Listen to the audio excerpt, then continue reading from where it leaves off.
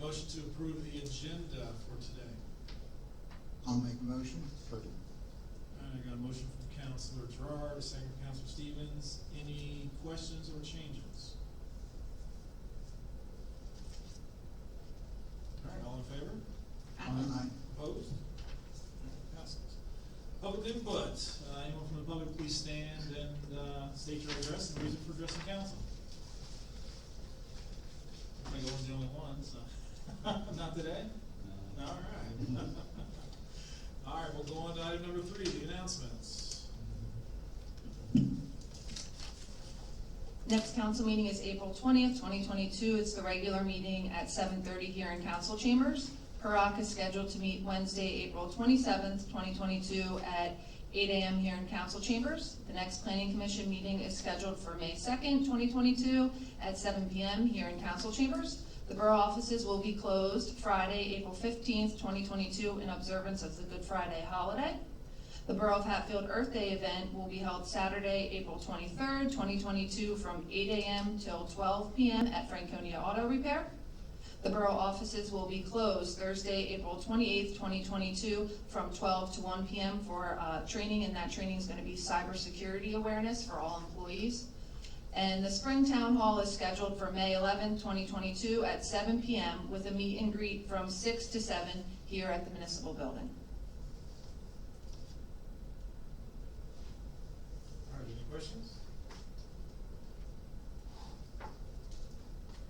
And Jamie, you'll send out the list of who's attending? The town hall? Yeah. Yep, Okay. yeah. We are sending out, Lindsay has invitations, formal invitations going out tomorrow. Okay. And I already have a list of dignitaries that will be attending, and I'll make sure that whoever replies from the formal invitations will, I'll get a list together for everyone. Okay, and Judge Levine, is he part of this? Yep, So we he's can all- on, he's okay. he's on the list, county commissioners, Representative Malgary, Senator Collette. We've also invited, obviously, police, fire, like, they'll get an invitation as well. Okay. That way council can finally get its photographs, being sworn in after the fact, of course, so. All right, item number 4, reports from our standing committees.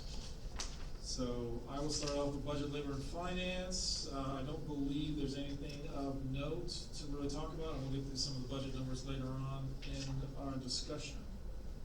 So planning, building, zoning committee reports. Well, the committee has not met in the last month, and the planning commission did not meet either, so there's nothing to report. Okay. Public safety. Right now, Jamie is in contact with the chief of police to set up a time for speeding, to do a study on West Vine. We don't have any dates or any confirmations of when that's going to happen or anything yet. And also, Lieutenant Robinson has some reports from Blaine Avenue. There was a resident that brought it to the attention of the mayor that there was some speeding going on that street, and she has some results for us that she'll go over. Okay. Right, so the issue was brought to our attention on March 25th, and since that time, we've run 17 selective enforcements at that location. Officers are staying in the area for approximately about 20 minutes of selective enforcement, although we did have an officer spend 60 minutes in an unmarked car at the stop sign location. And out of all of those 17 selective enforcements, there were 0 violations seen. Usually they were seen anywhere between 2 and 5 cars, even exiting the street within that time frame, so not heavily traveled. One vehicle owner was spoken to. A reckless driver complaint was called into us along Blaine Avenue, and police did speak with the owner of the vehicle, who had loaned it, I guess, to a brother. So he spoke to his brother about his driving habits. So there will be no more selective? They can still do them. Continue to They do can it, continue to okay. do them, but preliminarily, out of the 17 that okay. they did, as I said, one was 60 minutes, the other 16 were anywhere between 20 and 30 minutes. And these aren't like middle of the morning type selectives. These are mostly being run about 4 p.m. to 6, they're trying to hit when they Right, think the different. highest level of traffic would be, so whether it's in the evening rush or the morning rush. And there's some times in between, obviously, too, but out of those, there have been 0 violations seen, so, Okay. yeah, Okay. yeah. I can get in touch with, the woman who, you know. Absolutely, complained sure. Yeah, and we tell can us certainly, what we found so far. sure, and we can certainly keep, watching that intersection. But it just, for right now, you know that there doesn't appear to be, it may be a hit or miss situation as far as that concerned, but the And she officers did are out there. report that she and the neighbors noticed an increased police presence. Good. So, which is good. Right, Okay, well, thank you. you're welcome, you're welcome. And this was at Blaine and what? Wayne, Lane and Wade. Blaine. the stop sign, Yep, okay.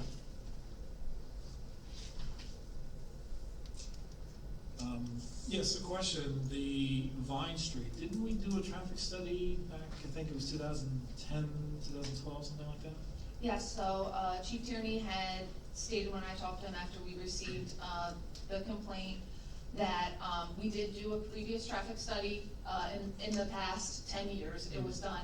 If you want to use those results or share those results, that's fine, but he would be more than happy to do another more updated, just because there's more things going on, like the construction on Koppel. Yeah. So he just said he would look into it. The highway department was made aware of that speeding issues, and it was turned over to them. So I can follow back up and see when a traffic study would be in the works. But he did say that, yes, we did do one in the past 10 years there. And I think it was previously to the Caracosa development being done on the corner of. It was, if I Koppel. remember correctly, and there was some data and recommendations for how to calm traffic on there if we wanted to do that, like there were bump outs or things like that. So maybe, Yeah. Michelle, if you can dig into that and see what was proposed before, Sure. and just, as part of what you're doing, Mhm. to see what was proposed. Yeah, and I think one of the suggestions, it might not have been from that site, but one of the things is there will be parking stalls, installed, lines, I'd say, call them Mhm. parking stalls, because that's going with the development. The striping of the street is going to happen, but that's going as part of that development. We weren't gonna stripe the street and then it be, ripped up again. So those things, maybe how people were saying people come over the line a lot in the middle, because it's not noticeable, Mhm. those things. But I can dig up the traffic study and work with Michelle and share that information. It did help on Edgewood when we posted to the website. We Mhm. posted those results. We were working with Lieutenant, and we, seemed to calm down the concerns on that street. So I think it's a good approach to have the study and let the results be known, and then we can refer them to the website. Yeah, absolutely, good, okay. Anything else, Councilor President? Not on that one. Okay. Public Works Property and Equipment, Yes, I have an update regarding the guide rail that we're installing on Poplar Street. We got an update from the contractor, Long Fence, and it looks like they will be able to schedule the job to start the week of April 18th. So that's when they should start installing that guide rail on Poplar. and just a question, there's no issues with funding, we've got the money to cover this? Yeah, I believe that was included with the bridge funds, right? Yeah, correct. Yeah, we have money that's gonna be covered. Once I get the invoice, then you'll see a resolution on the council agenda for approval to take the money out of those funds. Sorry, continue. Councilor. No, that was about it. Oh, okay. Unless somebody has any questions. All right, Utilities Committee.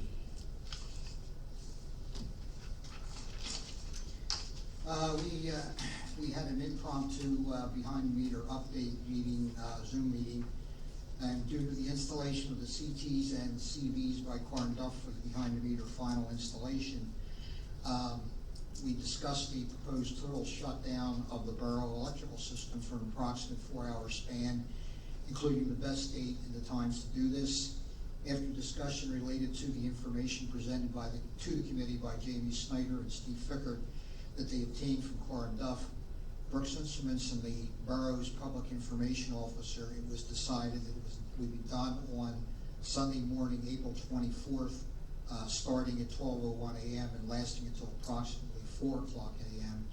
to minimize the impact of the outage to all of our borough residents. And I believe it was Monday that was publicized on the Facebook page and some other methods, so people are aware of what's going to be going since we publicized that, have we had any feedback or any comment from the public yet?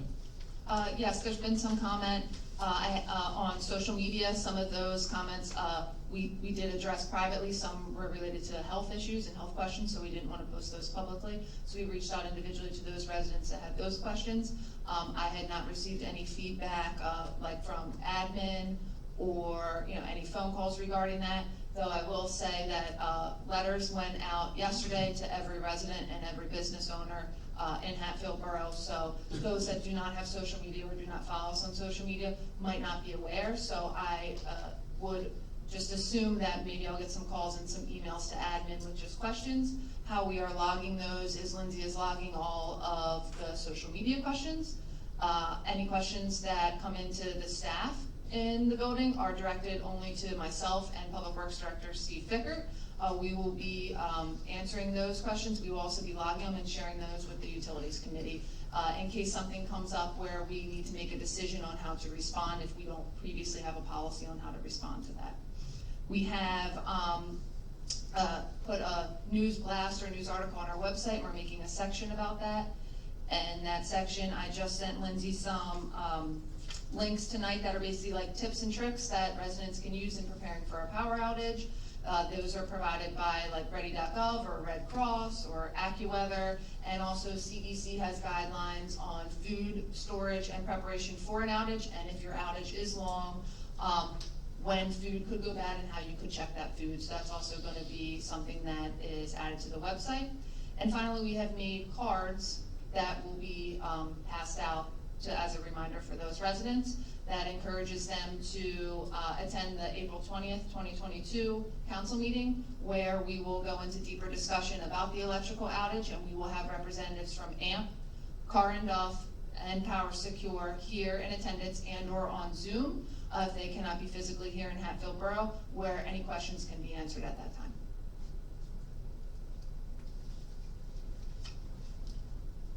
Any questions from council on that? I'm glad to hear there hasn't been a huge outcry yet regarding it. I thought as soon as we announced that there would be a huge outcry, we talked about that. So I'm glad so far people are responding appropriately with it. So good. And I think it's to commend you and your team for all the work and information you put out to help with that. So thank you for that. Thank you. All right, we'll go back to Rich with the HUROC.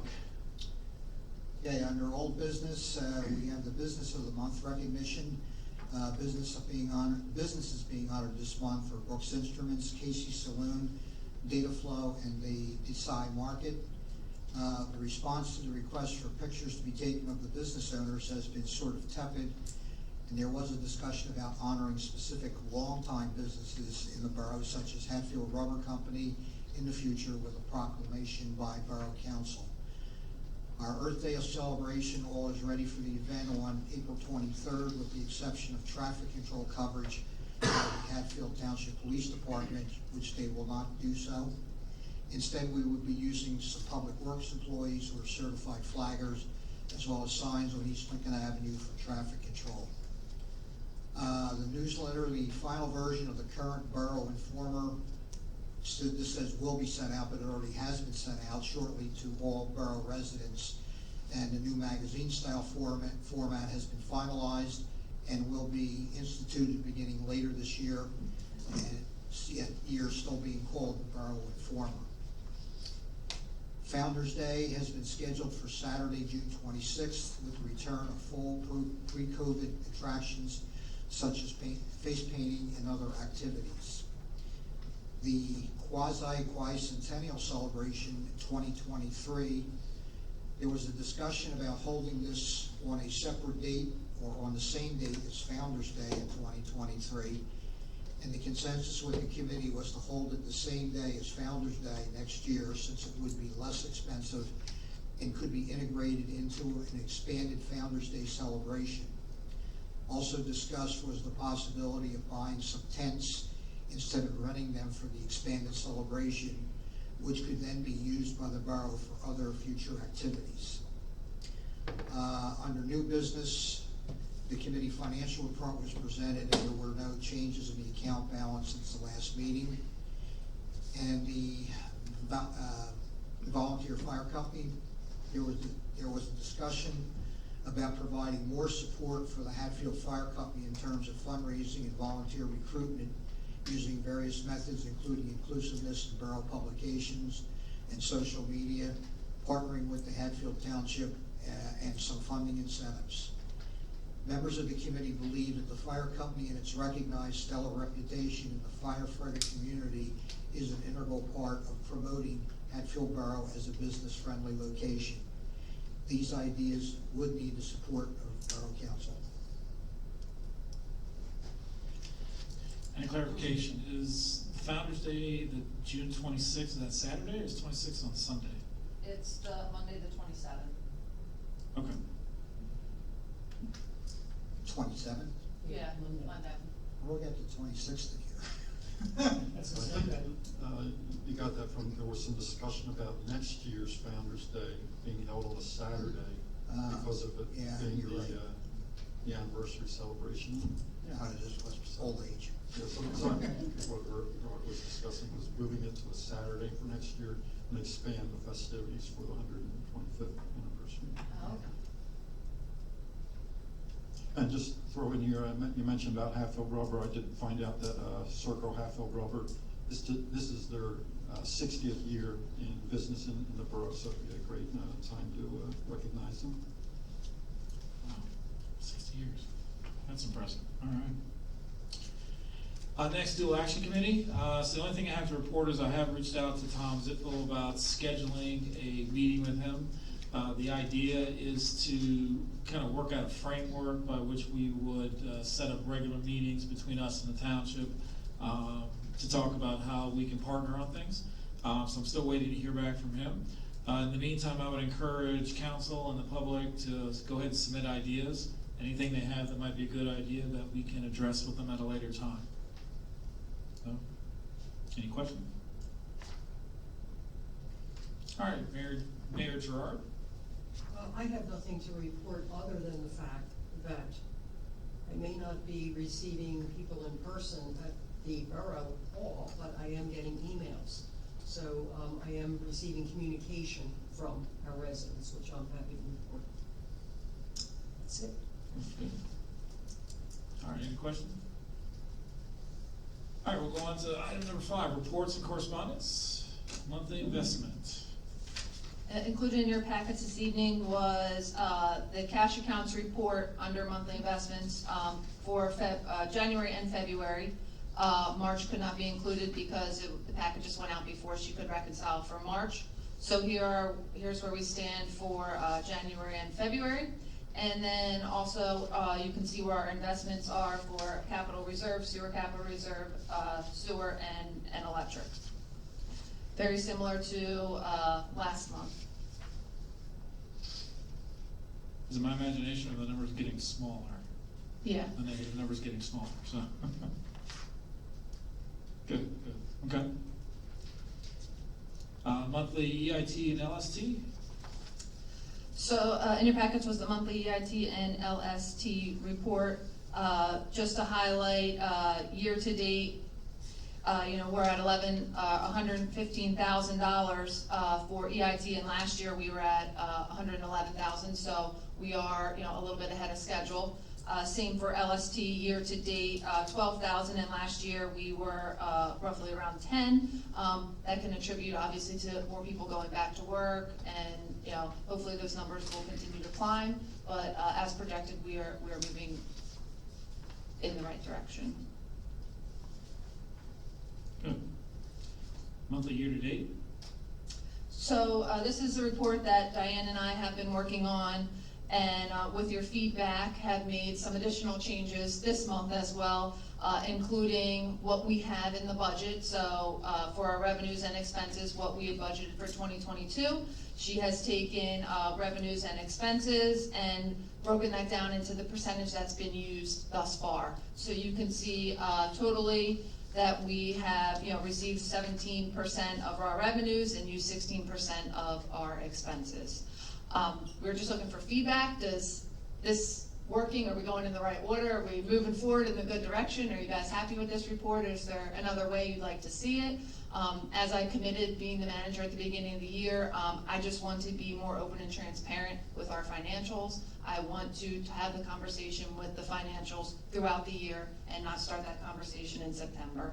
So we're just looking for feedback. This can be a ever-changing and growing report that, we're hoping that council can use and kind of just give a frame shot or, a look at, like, here's where we are to date. Mhm.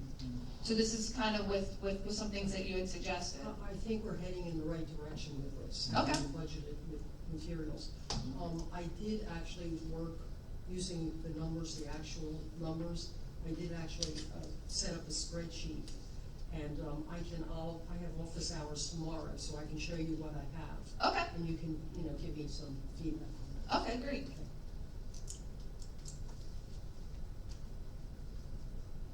No, it's making good progress. So, yep. All right, police department report.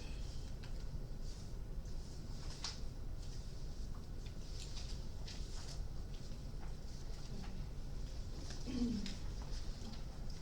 right, so we just finished our hiring process, and Officer Nicole Sylvia just started her first week with her FTO. So our roster is at 28. We just had a resignation as well, so we're still at 28. Eventually, we'll be starting the hiring process again, bring us back up to our usual 29. And then I put in here information about the 30 by 30 initiative, which is a nationwide initiative. And the chief had me pursue that for the department. And so we are one of 5 Pennsylvania departments that are part of that process. And I know that they're trying to get it to 250 departments nationwide by the end of the year. So they're well on their way with that. So it's an interesting initiative. So I encourage you to look at it online. Other than that, it's been fairly quiet. We had a motor vehicle theft. A few frauds have been going on. Nothing with feral cats. So I would say nothing with that. And officers have been busy at Blaine. So it's been a fairly quiet month.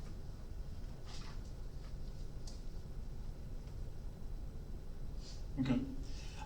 Sorry, I was just thinking, I just had someone I know who got hit with fraud. Can we put out maybe a notice or something that we can put on the website, that talks about that, things to watch out for? Because the person that I know that got hit with it was a pretty smart, very cautious person, and they lost thousands of dollars. I mean, like tens of thousands of dollars. So, Sure. And so I think, and then I know it was in the police report this month as well too, and I was thinking that maybe we should do something for our residents just to make them aware of what goes on and what tricks to watch out for. So. Sure. So what I can do is, probably the best bet is to provide a link to a couple of federal government sites, actually, that are very concise. They have infographics. I can send that to either borough manager or whoever you would like me to send it to, so that they can pick and choose what they want to link with, and also put the infographic with it, which makes sense. But they have everything very concise there, and a lot of the times too, when we tell people when they file for any identity theft or if there's an issue with that, a lot of it's going to go back to the FTC anyway. So it'll give that direct connection rather than us trying to reinvent the wheel on that. Yeah, So I can definitely provide that if you want. Okay. Yeah, I mean, anything that can help. I mean, I know I even got a text from, it was supposed to be my bank saying that my PIN number had changed, but it wasn't from my bank. And so, here, click this link and, Yep. start having a conversation. I'm thinking, yeah, no, I know that's a trick, right? But I don't know that everyone knows that's a trick. A lot of times people trust that. So, Right.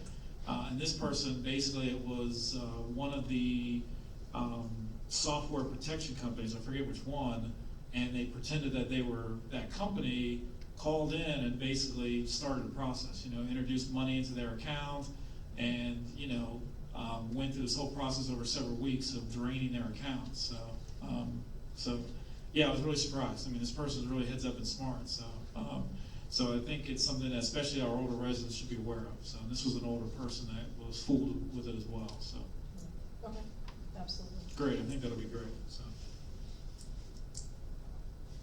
all right. Any questions for Lieutenant James?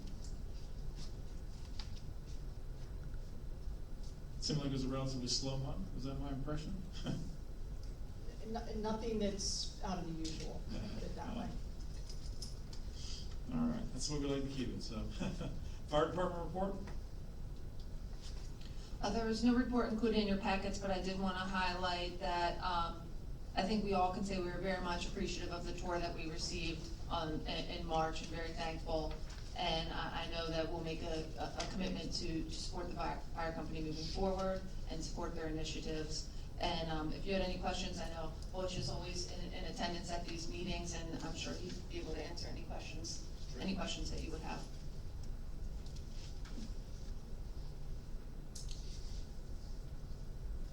All right. If no questions, we'll go on to the EMS report. Included in your packets was the EMS report. Outside of that report, I wanted to highlight, I don't know if anyone has seen the press release. I know it was in either North Penn Now or Lansdale Patch, I'm not sure if it made the reporter as well. Just that the VMSC is going to, for lack of a better, partner with Souderton and put another ambulance at that station just for better coverage in the Souderton, Telford, Franconia area, just for better response time. So it's a really big step for the VMSC. They're getting a lot of staff and doing a lot of hiring over the past several months with their new chief in hand.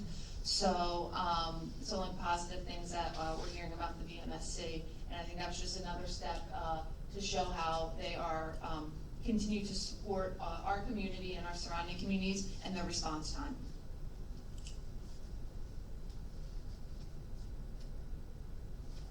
All right, any questions? All right, Public Works, what is Steve, playing hooky on us tonight? or what? Yeah, so Steve is not in attendance this evening. He will be in attendance at the April 20th meeting. And he had said if anyone has any questions, you can feel free to email him, but he will be in attendance at the April 20th that you can answer.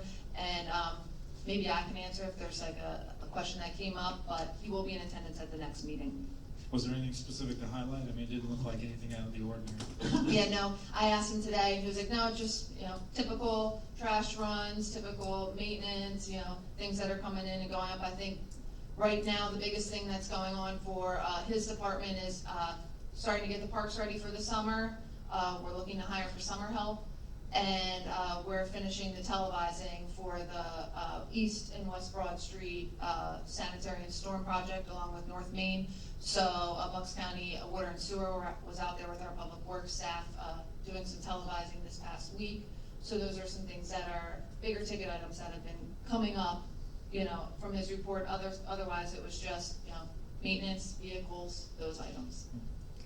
Two quick questions. Sure. It talks about installing the rebuilt sign at the Cherry Street building. Was there a problem with that sign there that you know of? At the jailhouse? Not that he didn't say like anything took it down or hit it. I don't know why he would rebuild, or if he was just painting it, updating painting. Talk to me about it. Yeah. Could you tell us about the incident at the Liberty Bell Plaza? Sure, yeah. Over the weekend, there was an incident at the Liberty Bell Plaza, and Public Works responded along with police and the fire department.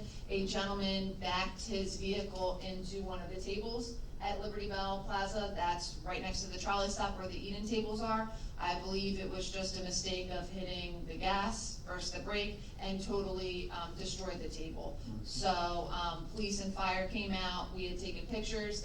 Public Works had came out to clean up the scene, and we are working on sending a letter. Steve is making a bill and sending a letter to that gentleman for payment of the table. Thank you. And did he hit it from Broad Street, or he hit it No, from the he parking lot? came in from the parking lot. Okay. I think he was by the barber shop, Mexican grocer. Somehow, I can't picture it in my brain, but it happened. Okay.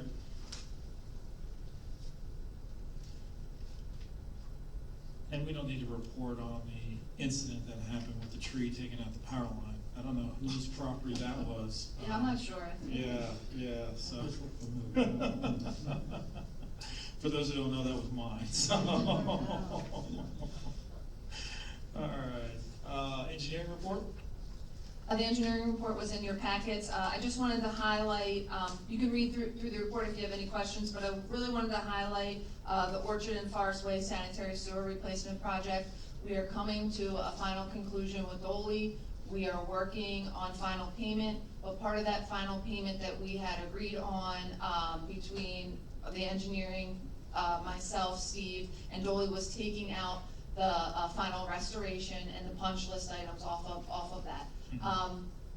Just in-house and, you know, between our contractor, I think we can do a better job, and we wanted to kind of finish up the project, and Dolly was 100% on board. They weren't really comfortable with the seating and the grass, and there's different, like, properties out there, so we worked out an agreement. You'll see that change order as part of the final payment, and that change order also would include the curb that's going down Forest that we've talked about previously, and the pipe that was not part of that, the original contract, which those two change orders together were roughly around $30,000.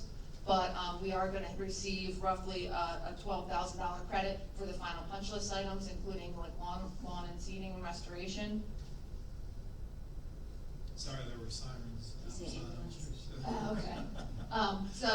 All in all, hopefully we're gonna get a final price of around $359, $360, and we borrowed $383 for that. So right now, those are the numbers for last when we went back to Dolly with this counter offer. So we'll have to see where we end up at, but we did borrow $383 for the project. So as long as we're, you know, coming in close or under that number, we're under our budget, because that's what we budgeted for. Questions? All right, zoning officer, building code, property maintenance. So Bob Heil in the Code and Zoning Department submitted this report. As you can see, he has a couple violations that are noted. I did want to note the one that he has on here, 464 South Main Street. That was brought to my attention a couple times by different people and some council members. So he did issue a notice of violation. If you know that that's the old funeral home here on the corner, and there seems to be a shop that's working out the back that would need some type of variance or to come in for approval for that. So he's working with them through the application process to keep moving that forward. Wasn't that sold recently? Is that the new owners? No, so it was, a developer was looking to come in and they wanted to purchase it, and the purchase just hasn't gone through. I'm not sure if the offer wasn't right or it just, you know, didn't seem to move forward. So it's the current owner, it's still up for sale, and they're just renting the space out back, like the garage space. If you are on Vine, you'll see the garage space, and it seems like they're doing some type of automotive repair out of there, but they just have to be allowed to do it, so they'll have to get permission to do that. So he is in contact with them, and he issued them a notice of violation.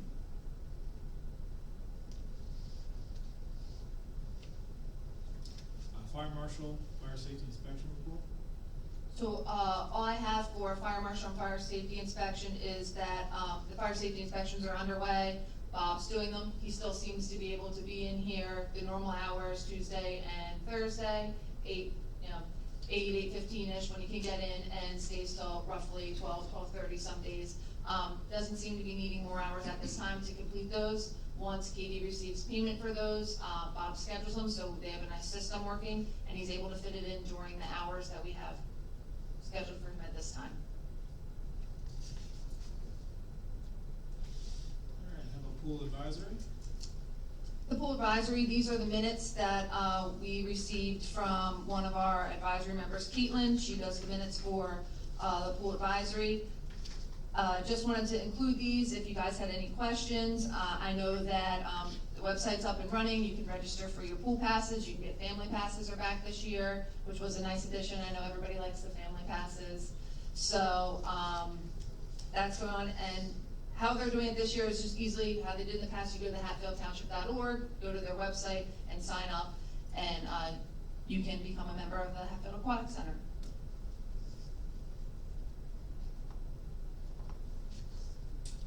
I will note, I thought Caitlin had put this in her report, and I had a conversation with Aaron. If you get a chance, they're gonna be doing a really nice mural out there at the Aquatic Center. I just think the design is really cool. It's something special. It's like all about community and inclusiveness and being part of Hatfield and what Hatfield is. It's gonna be kind of like I don't wanna say like a semicircle, kind of long. It looks really nice. He had showed a couple samples, I think, during, I don't know if Larry, you were on that call. There was a Hatfield manager's update back in like January through the chamber, and he had showed what the mural was gonna look like, and I can see from reading her minutes that the mural's in the process of being painted. I just think it'll be a really nice addition to the community. And once it's up and running, or up and finished, I think it's just gonna be that little special thing that, you know, Big Product Center has. And are they, is it on part of the existing structure, or are they Yep. adding more? Okay. Yeah, from what I understand, that, yeah, it's just gonna be, it just was like a white wall, or, you know, over there was just, I don't go to the pool that much. But yeah, it was just gonna be something existing. They hired, an artist, and they came up with a design. There are some people from the community that are in the designs, you know, some people that have been around the Hatfield community for a long time. So it was definitely reminded of like hometown, like, you know, it was really nice, and I think it'll be a nice gem that the Product Center will have. All right, if there's no questions, we'll go on to the manager's report. So a couple things I'd like to highlight in my manager's report under land use and development. Bennett's Court, I've had multiple conversations with him over the past month. He actually submitted a red line plan that the fire marshal is currently reviewing, and I believe he just finished the review. I forwarded it to Mr. D'Angelo. What we're talking about now is obviously that emergency access that we've been talking about for several months with that property. So the fire marshal's gonna take a few set of eyes and look at that. That was in consultation. I talked to the planning commission chair. We just thought that was a good way to get the ball rolling again, that we can get him back in front of the planning commission and back in front of council, so we can get the development moving forward. So we're in the process of that right now. Again, it was just a red line sketch plan of how he was going to possibly widen the front of the development all the way back, and, you know, talking about the turn radiuses and the cul-de-sac and addressing those things. Okay. For utility billing update, staff continues to monitor electric and sewer pass-through accounts, and we will have electric shutoffs on April 20th. That shows that 2022, but we will have electric shutoffs on April 20th of this month. Bless you. Bless you. Bless you. Question in relation to that, how are the delinquencies? Are they still on the increase? Have they leveled off? We have, since we sent out shutoff notices, people are coming in to pay.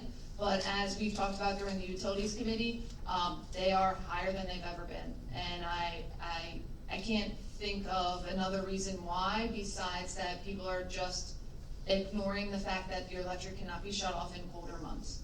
And April is the first time we can do a shut off, and, you know, unfortunately, we have to shut those off that have used the electric since November and haven't made a payment. Now, I've seen you've added the information about LIHEAP and the other programs onto the website. Have you gotten any inquiries from people about those items?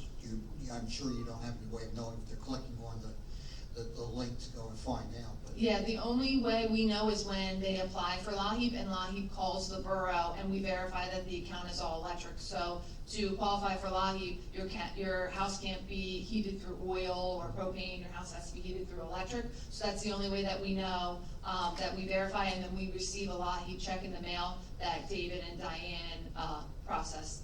That's part of like their rules. So we have seen an uptick in LIHEAP payments. So I don't know if that's from people clicking on the website, or it's just people knowing about LIHEAP and are, you know, familiar with it, but we are receiving payments through LIHEAP.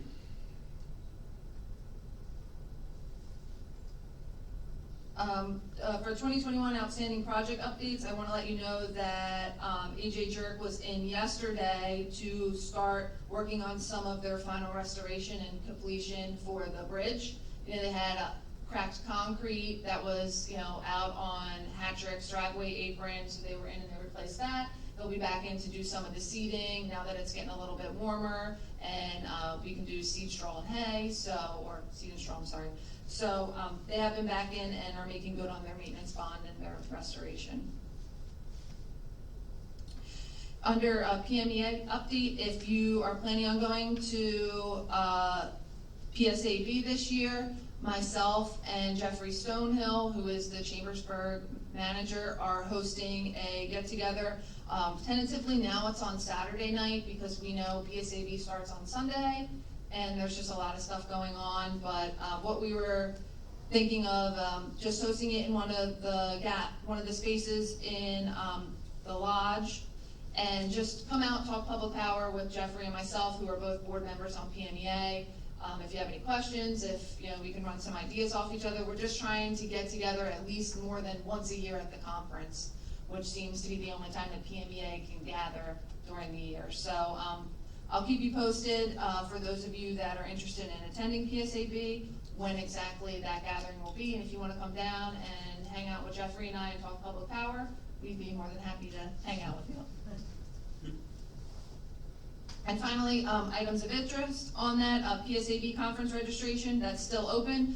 As of now, I believe Larry and myself are the only ones attending that. If you're interested in attending, please let me know and I can coordinate reservations for you. The tax collector municipal account. So it was brought to the borough's attention that the link that is on the Hatfield Borough website for municipal, where you can pay your taxes, was inactive. Hatfield Borough had no idea that it was inactive, and when we called municipal, we found out that that account was closed. We had no idea that account was closed. So what we have done to remediate that was we called municipal, we opened another account or active link for the tax collector. Unfortunately, that takes 7, possibly up to 14 business days, so not like working days. So this was 2 Fridays ago. We call every day and ask if that account is up and active, and it's not at the moment. As of today, it wasn't.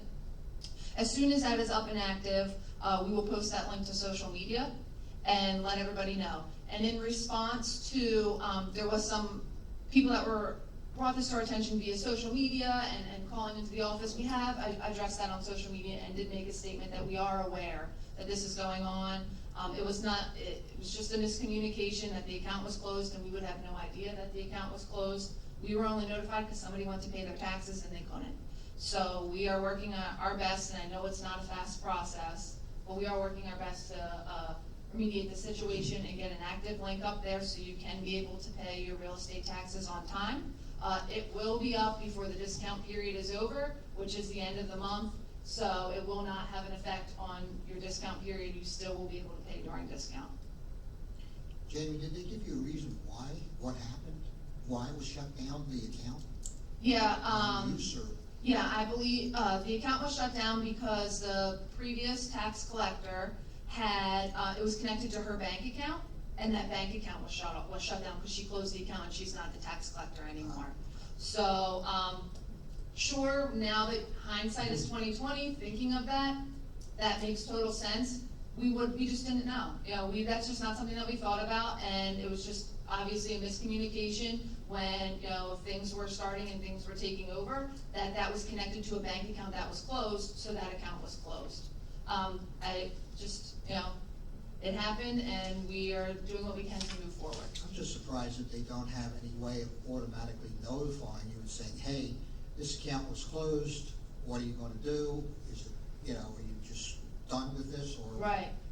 And I said to Diane, so, if you know how municipal works, it's Hatfield Borough is the umbrella of municipal, and there's taxes and utilities under that umbrella that we are the, host of, or we own that umbrella for municipal for Hatfield Borough. I did question, why weren't we notified? And who can close an account that's not Diane, the administrator, or myself? Diane's the admin on the account because she set the account up. Normally when you close any type of account, you need the admin to sign off on that. And even if they couldn't get hold of Diane, I'm sure it would have probably been Mike, and we would have said, hey, we have a new manager. And they had no explanation, municipal had no explanation as to why they closed the account. It was okay to be closed, and it wasn't Diane Farrell to close the account, who's the noted admin on that.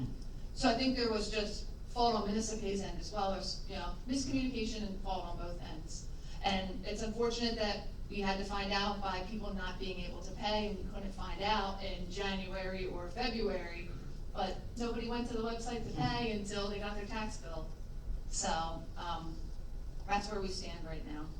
Are we setting up the account so in the future it's connected to the borough and not any particular tax collector? Yeah, so, I believe when Diane spoke, we still needed Mohammed's bank account information, but it was noted on the account that like all approvals go through the admin for Hatfield Borough, which is listed as Diane Farrell, because she set up the account, and I believe I was added as like a self-admin. Like if Diane wasn't here, Diane couldn't make a decision, I could make that decision. And we thought that's how it was set up before, and we were told that's how it was set up. As I said, it was like an umbrella, and there were two things under the umbrella. I'm not sure why you could close an account if you weren't Diane, but it happened and we have to move on from it. Right. Mhm. Yeah, but yes, in the future, they said that the account was noted that all approvals of anything go through borough admin on the account, which is Diane. Okay.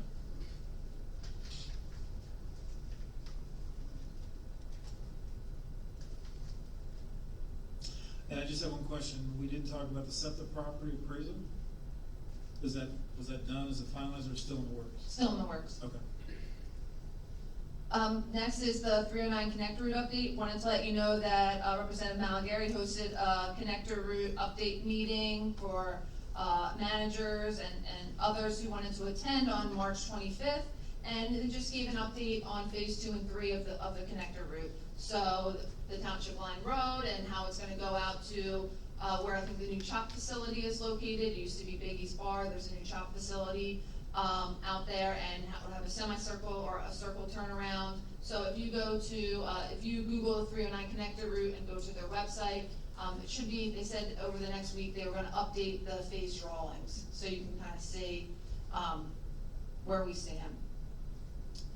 Liberty Bell Trail updates, wanted to bring to your attention that there is a small sinkhole on the West Vine Street section of the Liberty Bell Trail. If you know from where the main hotel is, underneath the trail is pipe that goes into like the creek. That pipe separated or was never put together in the first place. It looks like it was never put together in the first place, in all honesty. So it's sinking, so our guys will go in and make a repair. The trail may or may not have to be closed for a day or two while they make the repair. So obviously when we do that, we will let, residents and business owners know, and those traveling through the community, that that section of the trail will be out due to maintenance. We are going to install the solar lights, so we ordered solar lights as part of our budget in 2022 as our kind of kickoff initiative. We have 2 solar lights in the community, and we thought a really great place to put more solar lights would be the Liberty Bell Trail. So those were ordered, and I believe they came in, and Stevie's gonna work over the next couple weeks to get those installed. So we will have lighting on the Liberty Bell Trail. They will be solar powered. Just looking for feedback on that, seeing if, like it, don't like it. They don't have to stay there, they can go anywhere, but we thought that was a really great kickoff point, especially because we've heard in the past that lighting sometimes is an issue on that trail, and people will like to see lighting. And then, going into my next, you can see I put in the packets pictures, but dog waste stations were placed around the municipality, and one at the end of the Liberty Bell Trail, which was a request from a resident, and we noticed that a lot of people do use the Liberty Bell Trail for walking their dogs, so we thought that was a great place. We also placed one at Centennial and one at Heritage, which are frequent parks for owners to walk their dogs. The liquid fuels allocation came in, and that was $83,475, so I wanted to bring that to your attention. And also, Hatfield Borough is in the process of working with ScanTech. We're in the first phase of going digital. That was budgeted for 2022. And we have signed on with ScanTech, and we're gonna start the process of moving the files over to be digital. Right now, it's code, zoning, land development, top priority, and property files. As those are the files that are just used daily by most of staff. Takes most of our time to go through the property files. They're either in boxes, or if Katie has organized them, they're in folders now. But that's just the most time consuming, so we started there. This will just have to be budgeted over the next several years to keep up with it, and to add, HR, tax, minutes, ordinances, utilities. We're hoping to get everything backed up digitally. And what's the date to get all that complete, you think? So they're actually gonna come in the next week, I think, to start to pick up the boxes. And I would say, they say it would take 3 months maybe to go all digital for the code department. Some staff will have access, and then we can access everything online. We will still have a backup, we'll have 2 backups besides like the cloud that'll be stored on. And then next year, we'll budget whatever council decides, and we'll move forward with the other documents. Okay.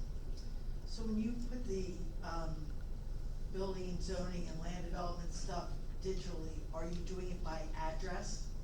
I think they do it by address and parcel number. You can look it up both ways. I believe Scandex said you can do by address and or you can look up the parcel number.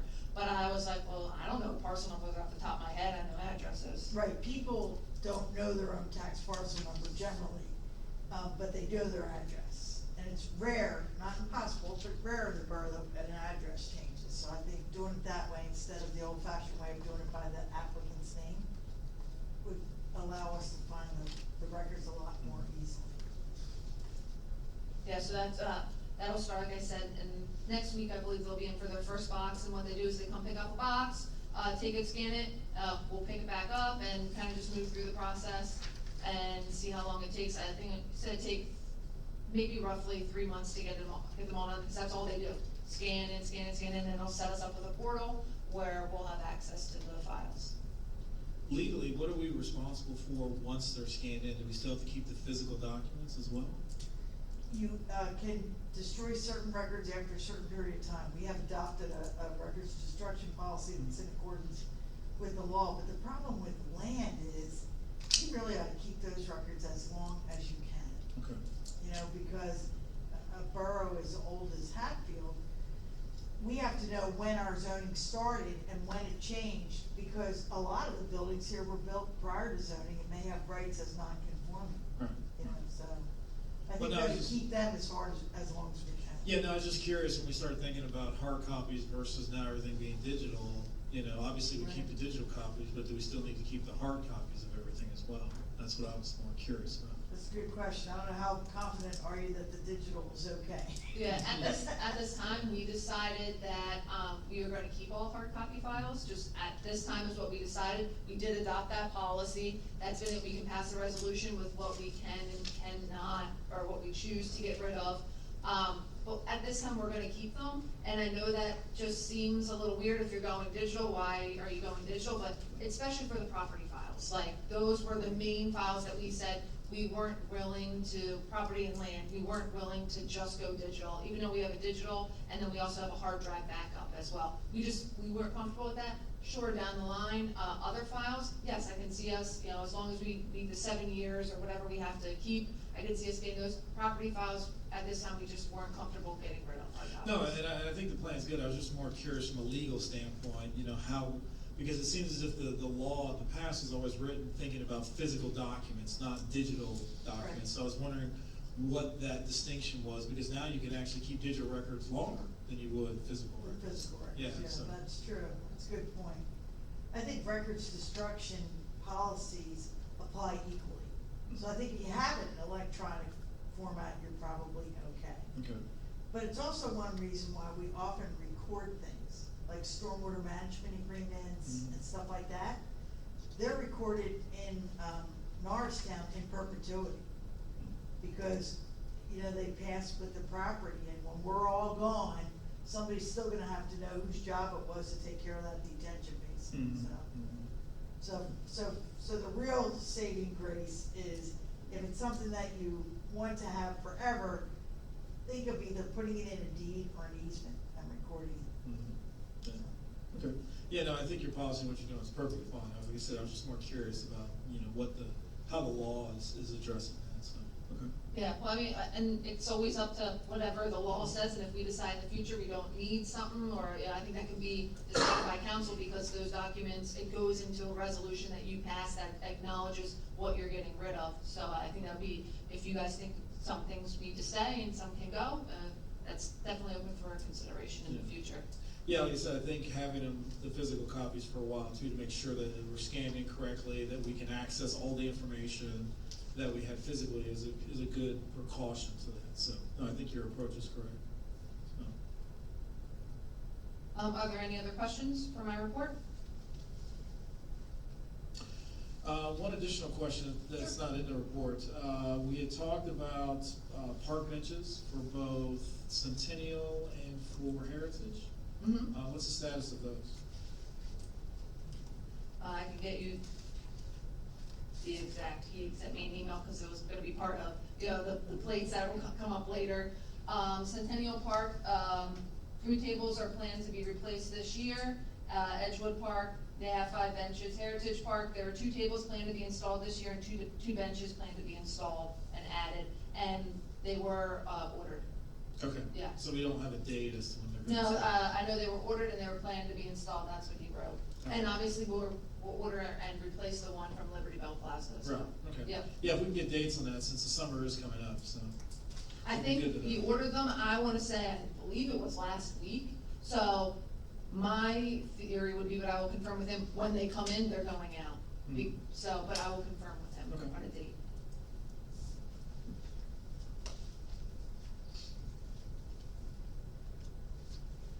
That was a good report. Any other questions? Oh, I'm sorry, we're still on it, so continue, I apologize. No, that was it, if you have any questions for my, Oh, okay. about my report, I will get that answer for you. Okay. Can I ask one question? Yeah, sure. I know that you now have the easements for the ADA project. Correct. Are you having any problems getting them signed? Because if we're gonna award that bid, we wanna make sure that we get them back in time. We have to get temporary construction easements Mhm. from everybody and 1 permanent easement, I think. Yeah, we received the permanent easement, and, yeah, that was one I was worried about, we received that, and received 2 more, and have had calls for people that wanna set up, cause we had offered that we have a notary here that would do that. And no, thus far, anyone that called and said they will come in or set up an appointment, we haven't heard anybody that would not sign them. Okay, perfect, and then I would get them and record them. Back to our point, because it deals with property, I can put them in Montgomery County Recorder's Office. So, good, just checking. All right, new business discussion items. Start with A, the conditional use application from Hatrix. In your packets was the application that we received from Weimer Real Estate LLC, or Hatrix, for conditional use. He also provided a short blurb of why he would be seeking the conditional use. To sum it up, he's seeking conditional use for this, for his outdoor bar and live entertainment. Per the ordinance that was passed, he has to come to conditional use for those. This is on for consideration to advertise for a public hearing that will take place at the May 4th workshop meeting. So that will be your next workshop meeting in a month. We will be advertising tonight. If you approve that, Kate will get the ad in the paper, and then we'll have that hearing. The reason it's that is, as you can see, some more information needs to be provided by the applicant. So Bob in the code department is working with the applicant on that. And then we have to advertise it for 2 weeks, so we have to know what we're advertising for 2 successive weeks before you can hold a hearing. He's very anxious to get it done, and that's why Jamie and I thought your workshop in May would be the next closest meeting that we still had time to advertise for. So, everybody okay with that? You could wait till the regular meeting, but I think the owner's anxious. Yeah, I think it's fine, let's just get it done.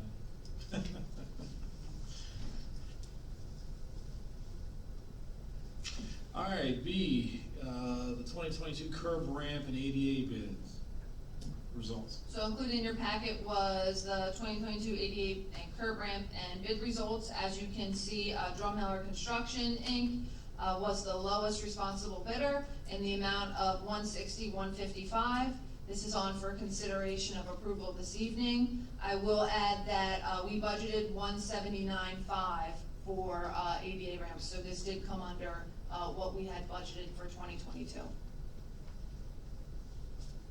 Have we used this contractor before? We have not specifically used this contractor, but they have done ADA ramps in Hatfield Township in the last several years, as they are a co-star contractor, so they do work. They were interested in some of our previous contracts. They've been on our stuff before, they just weren't the lowest responsible, or they didn't have all the paperwork, that counts as well. So, they are a very reputable company that have been around the community for a while. And the township recommends them too, I'm assuming? Yep, everybody liked the work that they had. Chad had check references. Okay. All right, item C, the stormwater feasibility study letter. So this is the letter of support that Hatfield Township is asking Hatfield Borough to write in support of the stormwater feasibility study that we will be going in with Hatfield Township. So Hatfield Township is the applicant. We are just supporting their application, and this is for the stormwater study. We're just looking to get some general information on flows in the borough, maybe how we can, make some changes or adjustments. It's just a study. They applied for $250,000 for this grant, and as we spoke previously, it comes from the local share online gambling money. There was a similar application that was put in, I believe it was Upper Moreland, so other people are thinking about using these local share funds for stormwater feasibility studies as well. And this would just be a letter of support saying, we do many things jointly with Hatfield Township, this is just another thing we'd like to do. Makes sense, all their water runs through the borough because we're just in the middle of them.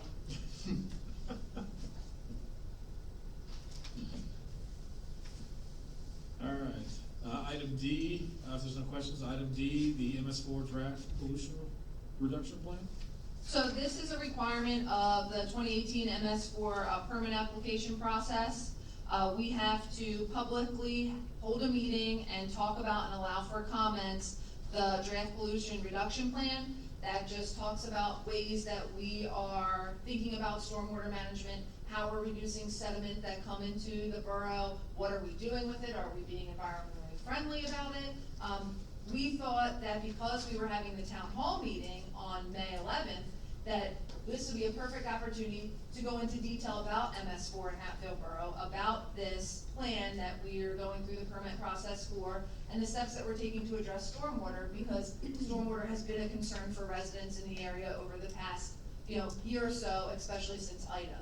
So we were going to advertise this to be held and talked about at a public meeting, which would be your town hall meeting in May, and Gus from Mershitz will be here that evening and make the presentation. And then I will give some updates about how else we're trying to work with stormwater and some things that residents can do and some things that the borough can do to help address the stormwater issues. Good, good. Item E, the Liberty Bell feasibility study resolution. This resolution is in support of the Liberty Bell Trail feasibility study. As you know, over the past year plus, we've been working with local municipalities in the area and doing a feasibility study for the Liberty Bell Trail. This resolution is just the capstone to that project, saying that when we're thinking of planning in the future for the borough, such as like our comprehensive plan or any other plan, we will consider the Liberty Bell Trail as an asset in our community, and we will think about the Liberty Bell Trail and plan with that in mind. So plan on making connections, plan on bringing people downtown using that trail. It's just the capstone, as I said, to that study, which is here in the binder if anybody wants to look at it. It goes through the connections, where they're made, goes through pricing, how they see how much it's going to cost each municipality and each connection in the future, which I also included in the packets with the map for Hatfield. But as I said, it's just an honor that we did this study and make a commitment in writing that we will consider the study in future planning. And as you can see in your packets, was a little write-up specifically about the borough, where we would make that connection out on Broad Street, down around the firehouse, out Penn, into Hatfield Township. And the cost for that, roughly estimated by Michael Baker at $3 million, just for that section of the trail. We also have to think the trail section is gonna be blacktop.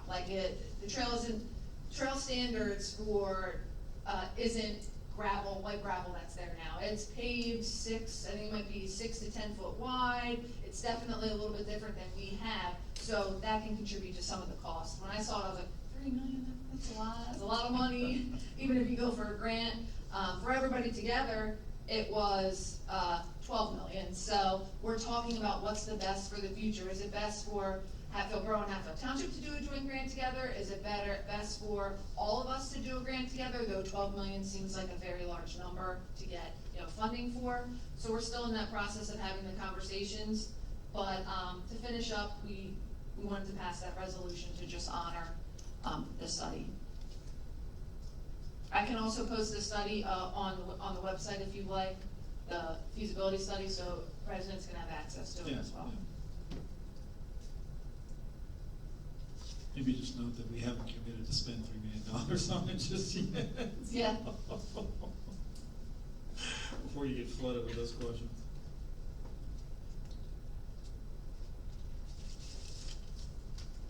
All right, item F, behind the meter generation power outage. So we talked about this during the utilities committee section of the agenda. I just put it on because I just bringing attention to it that we're gonna have April 20th, Car and Duff, AMP, Power Secure. Any questions, if we've had any feedback, everything will be addressed that evening. I'm encouraging people to come out to that meeting if they have questions, if they wanna participate, if they want answers. And as I stated earlier, we are doing our best to alert residents and give them some tips and tricks that could possibly, help them prepare for the outage.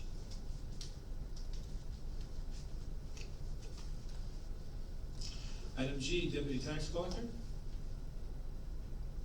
So, as Pennsylvania state law, our tax collector is required to appoint a deputy in case he becomes incapacitated and he mentally or physically, and he cannot perform the duties of tax collector.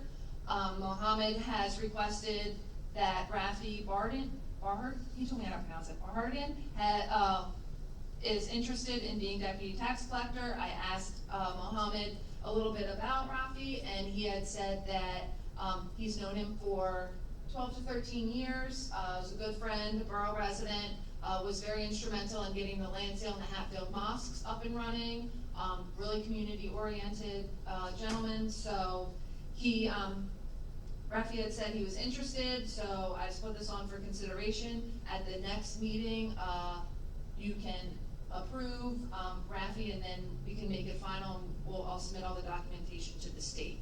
But if you wanted to have a conversation about it, that's really all I know about Rafi.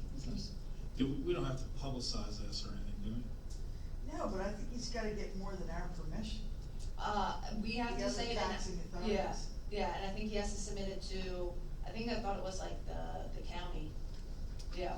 Right. This form, Right. and ask them for permission. But, I mean, that wouldn't stop us from doing it, but Right. because he also collects school taxes, he's Yeah. gonna have to ask the school board for approval. Mm-hmm. Yeah. Will Okay. will he be required to take, I know Mohammed had to take a course in tax collecting. Will he be required to do that too?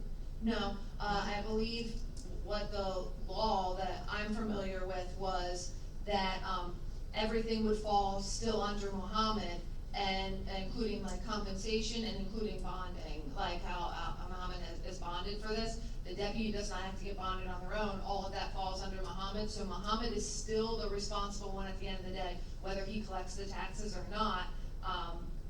Everything falls under, like, the deputy falls under that category. So Mohammed's still the qualified tax collector, Mohammed still took the classes, he was bonded, and Rafi would fall under that. And if he wants to pay him, like if he actually wants him to do the work, then that's his responsibility and not yours or the school board. Yep. Yeah, Mohammed has to pay him directly. It's not just if Mohammed becomes incapacitated, we don't change and end up giving him a check. Mohammed still would receive the check that he receives from the borough, and he would pay them.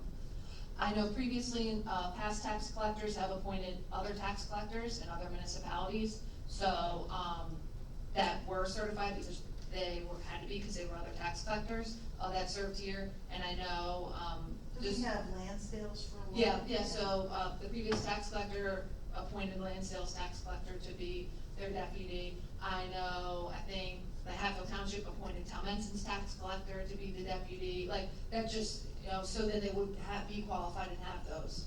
Because if the deputy comes in and they're not qualified, somebody has to teach them. Okay.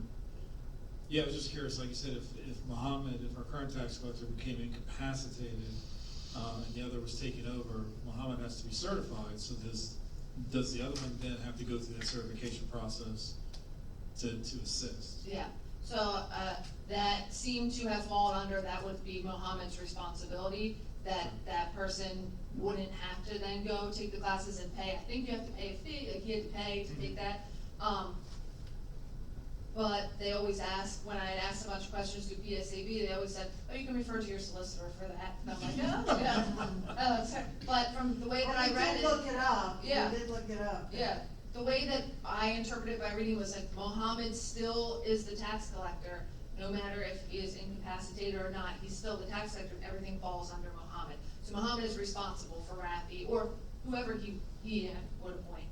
The real issue becomes, suppose, you know, I don't mean, that I wanted this to happen, but suppose Mohammed actually had an accident and he got killed. Mm-hmm.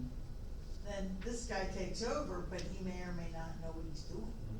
And maybe it happened before Mohammed had a chance to teach him. Right, You know, that could be a problem. Okay. Well, if that unfortunate event happens, we'll deal with it at that point, I guess. Right. But it's, Or if the law maybe- doesn't require him to have that, then I guess there's really nothing we can. Well, maybe what you could ask Mohammed is, look, we'll prove this guy, but you have to promise us you'll let him know where things can be found if something should happen Right. to you. Right. Like, what's the bank account number, whose Yeah. signatures are okay, that kind of stuff. At least he'd be able to, you know, continue to collect the money and keep the records. You know, and then he wouldn't have the formal training, but at least he'd know how it worked, if God forbid he had to step in and do it. Right. You know? And just to let everyone know, I did have some conversation with Mohammed about detailing out what he does, you know, after basically the first year, kind of write out a list of what he does, how he does it, so we all know, because it seems as if the tax collecting is kind of a thing that none of us are really familiar with, right? So, and when I've talked to other council people in other places too, they say the same thing. The tax collector is kind of a nebulous person that we don't really know what they do on a day-to-day basis. So I asked him, you know, after his first year of doing it, go ahead and start making a list of what you do, how you do it, so that we all can kind of have a better understanding, and then, you know, plan on coming in and teaching us about what you do, so we just understand it better, so. Right, I would also say, and I don't know, Jamie, you could probably find out the current contacts, there is a tax collectors association, and they meet, I wanna say quarterly, and they, you know, share information among each other, and that might be helpful for a new tax collector especially. Yeah. And I know there's a Montgomery County one that Nancy wasn't like secretary of, so Right. was involved. And I know there's a There's a state Bucks one. County one, too. Yeah, I I will don't know. find some contact information, try to at least facilitate an introduction between somebody and Mohammed, so he can start attending the meetings and meet his peers and like build relationships. Right, I know he That has would help him, I think. Yeah, and he's been talking to, and I forget the gentleman's name, from Lansdale, the tax collector from Lansdale. Tim Randy? Pam Randy. Yeah. You know, just as a point of contact that will help him, so. But like I said, I thought it was interesting because as we were transitioning, nobody knows what tax collectors do, so I asked him to, you know, to sit down and kind of teach us all so we can all have a better understanding going forward, so. Yeah, they're independently elected, independent of the board, Mhm. so they do their own thing. Right. So if you have somebody who's new and they weren't trained by the outgoing tax collector, I think it's hard for them. Mhm. You know, they take the course, but that's not the same as, you know, talking to your peers. So I think if Jamie can get them in touch with the association, that would be helpful. Yeah. In relation to that, I believe that probably, and I know this from professional organizations that I've dealt with, they would have like a very summary job description and also possibly another document called a desk procedure, which basically lays out exactly what you have to do. It doesn't give you information like, you know, you have to open up a bank account, you know, with this bank, but just general stuff and just. Like a checklist kind of Yeah, thing? like a checklist type of thing. So it's called desk procedure, so you may wanna check into that to see if they have something like that available. Okay, yeah. Yeah, I'll make those connections for him and ask when I'm making the connections about some type of procedure that they could have, and I think that's a great idea, because when we try to help them best we can, but we get the same answer I was, so everybody does, We weren't really involved in that department, no, but we'll help you out the best we can.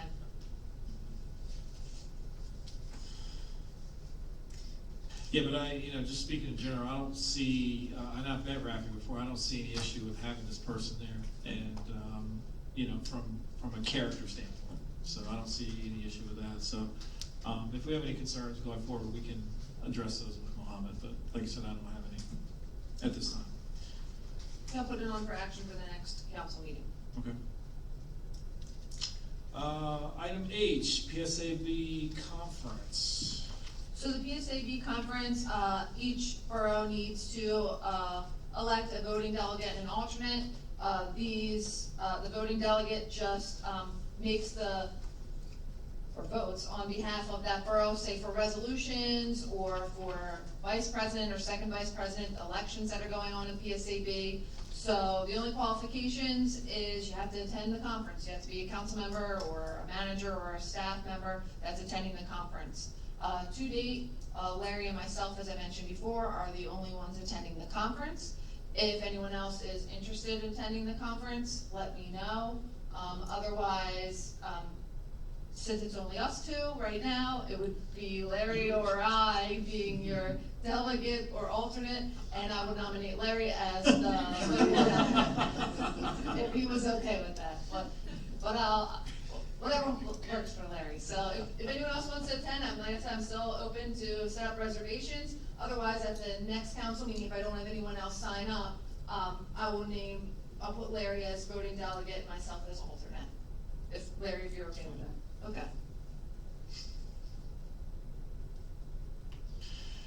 I thought you pointed at her first, so I thought you wanted that, but Sorry, apparently not, so. I spoke up fast. That's right.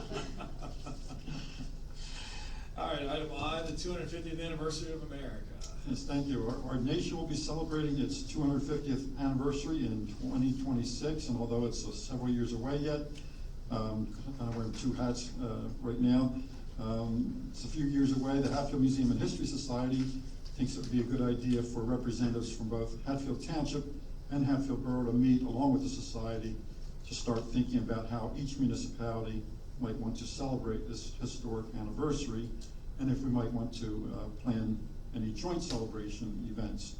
So the society has already presented the idea to Hatfield Township commissioners who have expressed interest and excitement about this. So if anyone is interested in representing the borough in these early planning brainstorming meetings, please let me know. I will volunteer for that. Wonderful. Since that Thank should you. be, part of the dual action committee, and we're working out with township, so, yeah, Great. absolutely.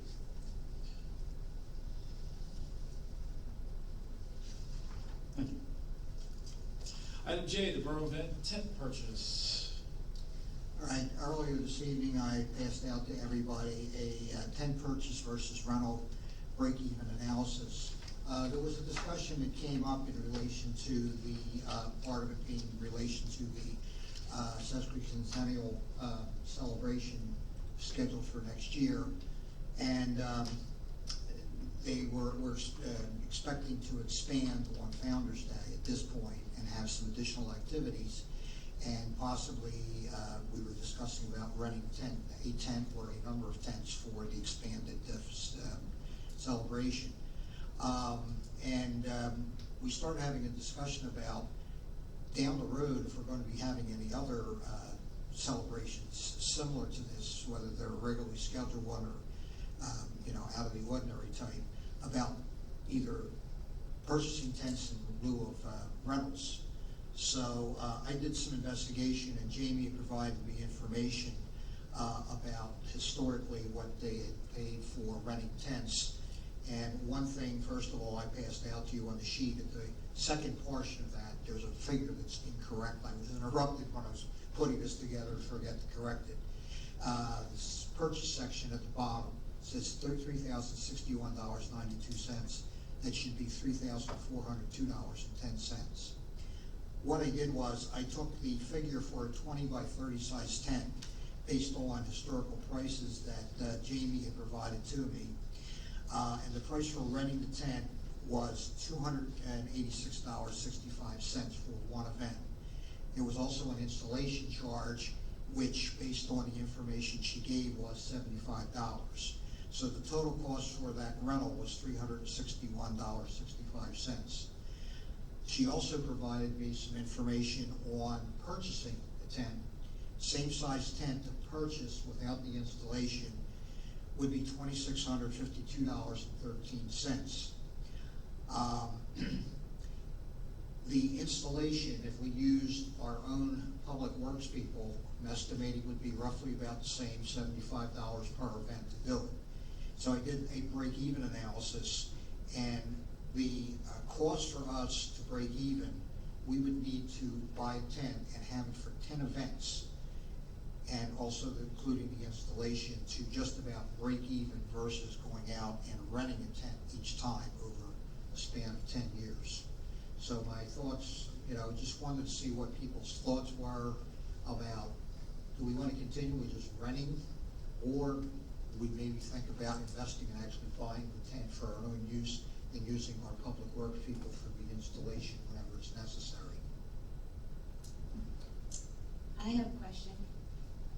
When you were doing your figures and everything here, did you include like overtime for the public works guys to come out and put up the tent? Well, that would be and set included, that's down? in the installation, $75 for the installation. And how about insurances? If anything were to go wrong with the tent, anybody got hurt, or the tent fell on somebody, or anything like that? Damage the car or structure. Yeah. That I assumed would be under the borough's liability policies that they already have in effect. Because right now, that's all included with the rental, the people that they rent it from, all of those fees and everything are included in there. Mhm. So if something happened, then they're covering it because it's their tent and we're Right. signing off on liability. Well, we have our own liability policy, which would already be, in effect for the borough in case something would happen.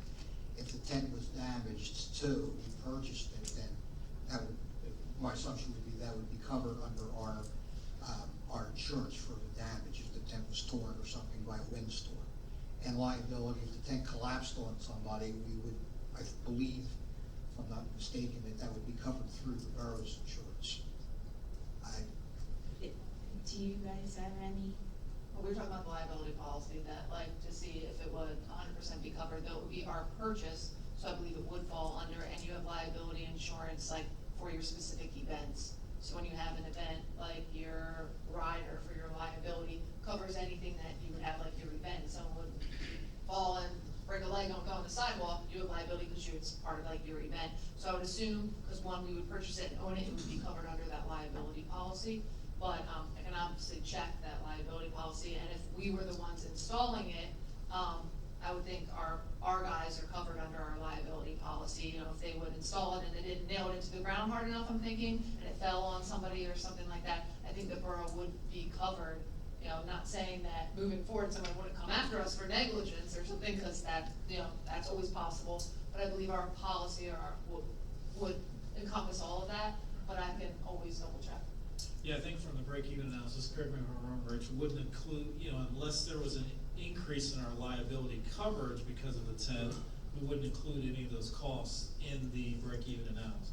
Right. Right. So- I just, the only thing I included was just merely the installation cost by our people in public works, since we would be putting it up ourselves. So the cost of the tent itself is just the cost of the tent.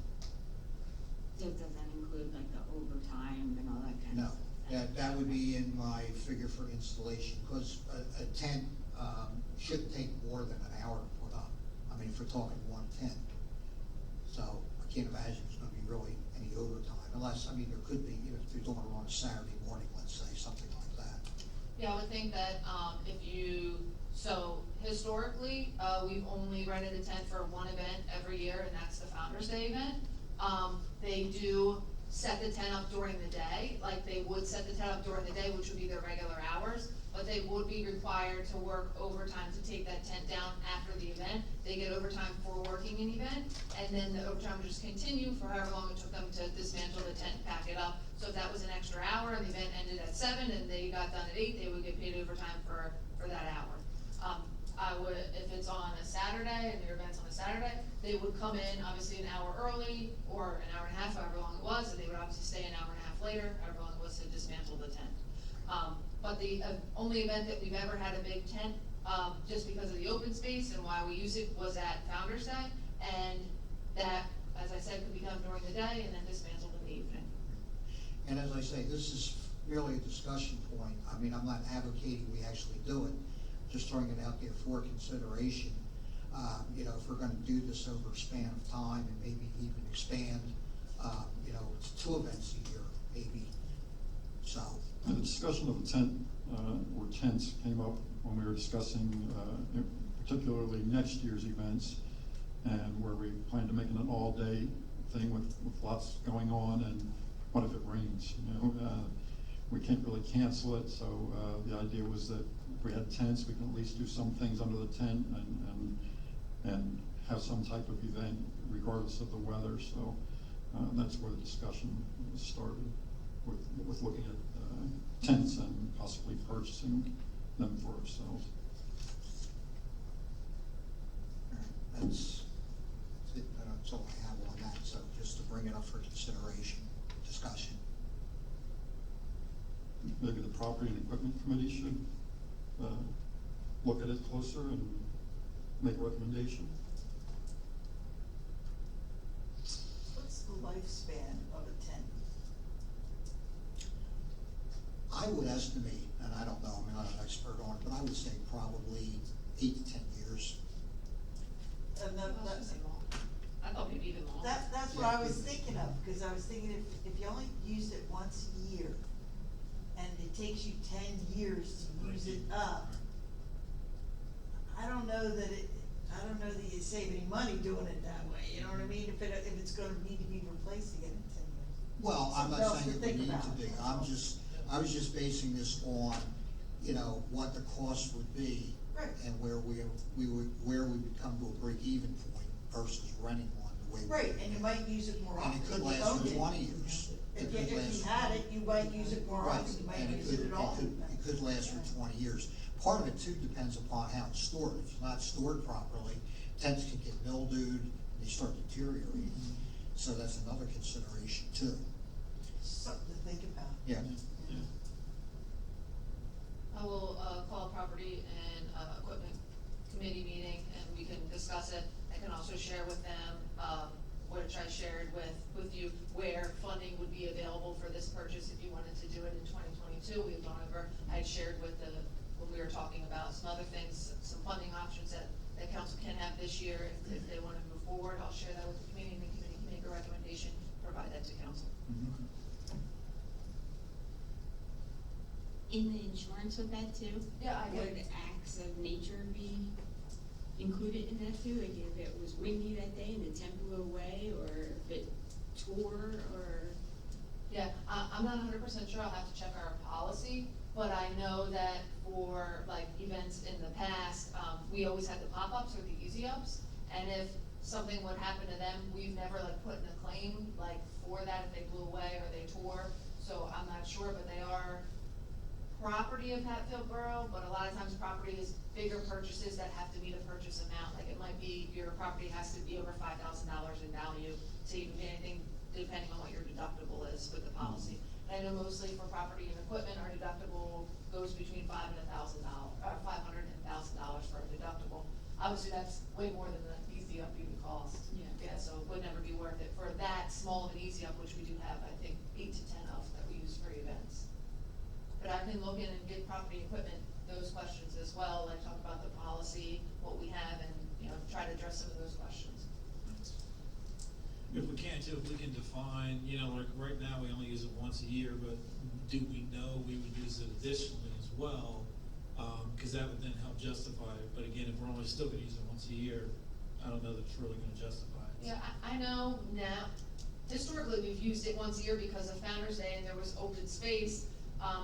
Fall Festival, a little bit difficult because if it rains, people don't bring their cars out, and there's really no space downtown in the core commercial to nail into the ground. But if we're gonna talk about a Centennial next year, I can, even if it's with Founder's Day, I know you would use it for that. And we're always thinking of new events and new ways to bring people to the borough, so if you had a flea market event or anything like that that you might wanna start, that would be a great use for a tent, something like that you would have. So, I'm sure there's possibilities that you could use it more than once. I just know historically we've only rented them once a year. No, that's what I'm saying, But I will if we can think help of- define some yeah. of those, I think that would help the conversation, you know? Yep. So. I can see Lindsay requesting to use it for the movie nights. Yeah. Hey, you know, let's have cover for the movie nights and put a heater in there or something, so, cause it's usually cold. Walls of the tent. Walls of the Hey, there were some that came with like, whatever, it's netting down the sides, you know, for keep out mosquitoes. They were more like wedding tents, I Yeah. think. Well, I've seen The those ones like with little plastic windows too. Yeah, plastic yeah. You windows. get fancy. Yeah, yeah. Movie Under the Stars, Yeah. with There you go. plastic windows. Maybe we can get the Borough logo put on it, you know, Yeah. the Borough colors. I'll get all this together for the committee and I'll call a meeting and they can move forward and make a recommendation. Okay. And item K, nameplates for the park benches. Okay, the tables and the benches that Jamie alluded to earlier. We talked about at the HEROC meeting about a possible fundraiser. You know, if you go down the shore or whatever, you see benches and you see in memory of or whatever on the benches. I thought that possibly we could use that to raise funds for HEROC. Now, I don't think the plates, I looked at prices, you can spend $20 or $100 to get a nameplate. But, you know, this could be a way to raise some funds. I also see that the gazebo out front is going to be replaced. Is that gonna be replaced or? Yeah, we've talked about, replacing it, we've talked about a scout coming in and finishing it and putting shingles on. I think we budgeted to replace that, but, I know there's always been some options with like scout projects, we try to get scouts to come in. I know the scouts did the one at Centennial, and it turned out really great. We always try to encourage like Eagle Scout projects. So, it is on, we did budget to replace it this year. Right. But, if an Eagle Scout is interested, or it can be fixed, I think we could look into that option as well. Right. Okay, well, if it's an Eagle Scout, then he's gonna have a plaque on that. Yeah, But I was looking at that, if, you know, Steve's group was going to replace it, then we could also use that. I think some businesses might be, receptive to having their name, you know, courtesy of, Brooks Instrument or whatever.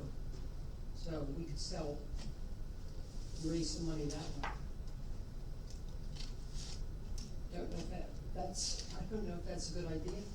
Larry, I'll ask you, how did your, brick, sale go? Our brick project went very well. Very well, okay, Yes. okay. Don't know how the bench project would go, but we can certainly try, I guess. It's something the borough could do, something like that. Sure. Yeah. Well, a lot of townships around here do things like that. Right. And I don't wanna get morbid, but it's often, especially at the shore, have you ever been on the boardwalk or something? We were just there Memorial. 2 weeks ago. People buy the bench or buy the plaque and they want it on like a certain street where the person spent a lot of time, or Mhm. their favorite view or something. Yeah, you might be able to do that. I was wondering if, council thinks that this should be, PEROC that should take this on. I think we need a program. If you're interested in doing it, we have to have a program, we have to have guidelines, we have to have ideas, we have to start somewhere. Since it was I don't know if it was talked about in PEROC when Yes, you did, it and was. if, because you guys are, all three of you are on the committee, if that's something you think you could undertake with the support of, you know, the administration and council, just to get something together. So I'm thinking beachside, you know, Sea Isle, I know I go down for family vacation, they have a ton, they probably have a program online, you could probably go and donate, or if that would be something that maybe that committee would be interested in talking about and looking in further and bringing something to council, if you think that that's the route that you would like to go. But you're also gonna have to figure out where to put them. Because like, everybody can't have 21st Street on the boardwalk, you know what I mean, or something like Right, that.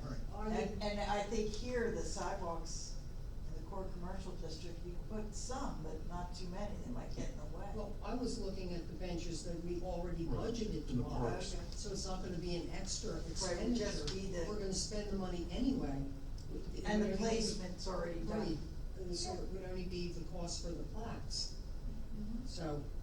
Yeah, so that's good. I actually bought a bench, myself in a park, you know, and the way they made money on it was the bench cost less than what you had to give. Like for, I don't know, $250, you could get this size bench in this area. You know, and for a less, you could get something else, or they had other things you could buy or put your name on or stuff like that, so think about that too. But I mean, that's how you make the money. Mhm. Right, If we Yeah, were it's gonna not buy just the benches anyway, then maybe that's not as important, but. Well, why don't we investigate, see if there's some data and information out there? I think, should Hurok take that over, you're saying, or? I think we should, Okay. yeah. Yeah, let's understand how people do it, let's understand what the costs are for it, what the process we'd go through, if we get 100 people that want to put their name on benches, we're gonna decide who to choose. Right? Nice. Yeah, there you go, yeah. Well, I think what we can do too is we can look at both private, people who wanna do it privately for relatives, and also there could be some businesses out there that are willing to. the business, people on Hurrock were very enthusiastic about it, so. Yeah, I had asked, Steve, cause I asked him to print me a photo, just like, this is the benches that we have, in town. And I said, will you be able to hold the plaque up to it? Yeah, sure. Like, there didn't seem to be any issues, so I know on our end that it would be okay. I just think you have to have some type of program, how much does it cost? How do you want it to go? What happens if one falls off? Who pays for that? Does the borough pay for that? Does Borough pay for that? Do they stay on forever? I think those are things you just have to kinda think about. Yeah. Right. Yeah, so I think if you can outline kind of a plan, let's kind of review that and see, what the process would be, how we would offer to the citizens, what the cost, how much we'd wanna charge for it, i.e. how much more money we're gonna make from it, and, I would just those reserve details. the right to edit also. Brooks Instruments is fine. Somebody might wanna put something that the borough would Right. consider inappropriate for the public, just Yep. thinking. So you might wanna put that into the guidelines. Yeah. Yep. Okay, that sounds like a good idea. All right, if there's no further questions, we'll go on to item number 8, old business.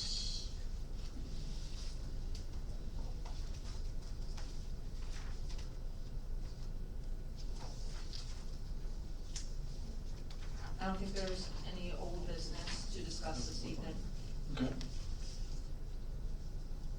All right, then we can get into our action items. Everyone ready for that? All right, item A, motion to consider advertising for the conditional use hearing for Hattrick Sports Bar and Grill located at 64 East Lincoln Avenue to be held Wednesday, May 4th, 2022 at 7:30 PM. So moved. Second? I got a motion from Counselor Stevens, a second from Counselor Kressler. Any questions? All in favor, say aye. Aye. Opposed? There are none, motion passes. B, motion to consider awarding the 2022 curb, ramp, and ADA project to Drumheller, did I get that correctly? Yes. All right. Construction Incorporated, the amount of $160,155.00. I'll move to take a motion on that. Second. I got a motion from Counselor Gerard, a second from Counselor Stevens. Any questions? I have a question. Sure.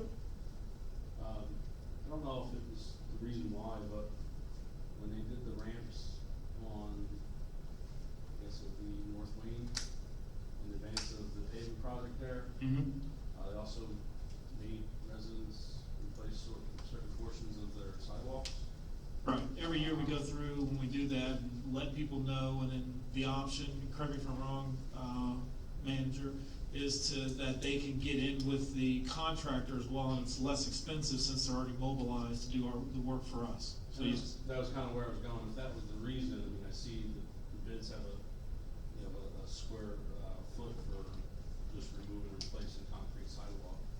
And knowing that this school street is tentatively on, the 5-year, plan, is that also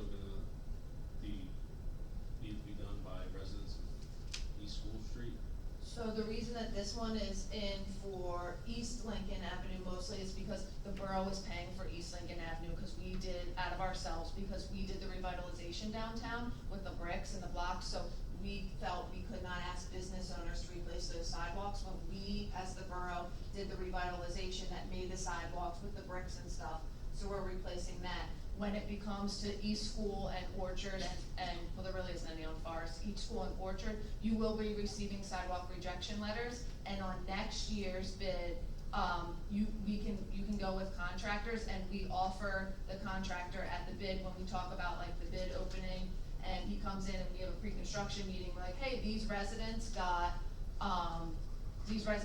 sidewalk rejections, are you willing to give them a better price? And most of the time the answer is yes. I've had, I think one time, which was actually last year, the company said yes, and then they ended up backing out because they just couldn't handle the work. But we always bring that up in the pre-con meeting, that if you can you work with the residents and give them the price that you're giving us? And 9 times out of 10, it's been a yes. So is that, this bid has ramped for East School and Orchard and Forest Way? So I believe your sidewalk rejections will have to be done at the end of this year, beginning of next year, because your road is said to be paved in 2023. So I believe that they will ask Drumheller at the beginning, before we have a pre-con meeting, hey, East, I think Popular, East, Orchard, School, all these got sidewalk rejections, are you willing to work a deal out with them? With the price? And like I said, 9 times out of 10, it's always been a yes. I've had one time it says no, and the reason it said no was because, they couldn't fit into their schedule. The reason we get the deal from him is because they're already mobilized, they're already out there. So, that will be a question we will ask them at the pre-con meeting, once they're approved. Okay. All right. Any other questions? All those in favor? Aye. Opposed? None. Motion passes. Item C, motion to consider signing the letter to support the stormwater feasibility study for the Hatfield Borough and Hatfield Township. Move that we sign the letter? Second? I got a motion from Counselor Stevens, second from Counselor Cresser. Any questions? All in favor? Aye. Opposed? None. Motion passes. Item B, motion to consider advertising the MS4 Draft Pollution Reduction Plan, PRP, for discussion and public comment at the May 11th, 2022 Town Hall meeting. So moved. Second? I got a motion from Counselor Fagan, second from Counselor Cresser. Any questions? All in favor? Aye. Opposed? None. Motion carries. Executive session. Are we scheduled to have an executive session? Yeah, to discuss litigation and real estate. Okay. All right, can I get a motion to adjourn? So moved. Second. All right, we are adjourned.